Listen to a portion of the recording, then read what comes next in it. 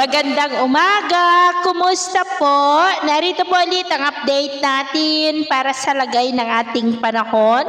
Ngayong umaga po ng April 29, 2026. Sa ngayon po ay patuloy pa rin na easterlies ang hangin na umiihip po dito sa ating bansa. Ito ay mainit na hangin na nanggagaling po dyan sa may Pacific Ocean. At sa labas ng ating area of responsibility ay nananatili pa rin na may isang LPA na nabuo at nasa layo po ngayon ng 3,630 km east ng Mindanao.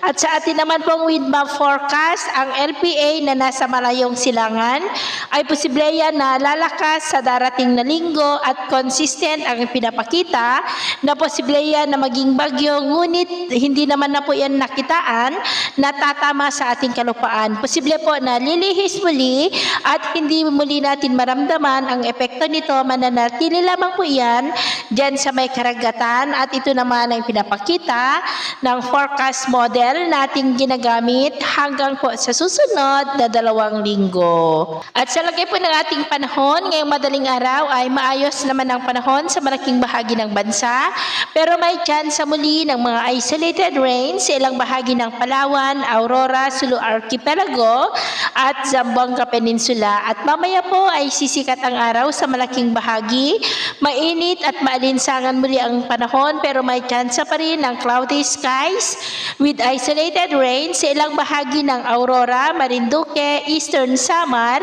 at Sulu Archipelago. At mamayang hapon, mainit at maalinsangan pa rin ang panahon, pero may chance muli ng cloudy skies with isolated rain sa ilang bahagi ng La Union, Cordillera, Mindoro, Northern Samar, Leyte, Surigao del Norte, Sultan Kudarat, Zamboanga Peninsula at Sulu Archipelago, kaya mag-ingat pa rin po tayo.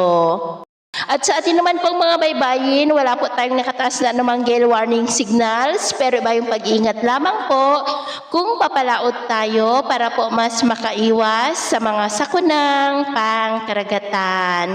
So ito lang latest update natin sa araw na ito. At ako pa muli si James na nagsasabing sa kahit anong pagsubok po na darating sa ating buhay, huwag na huwag po tayong mawawalan ng pag-asa. Thank you and God bless!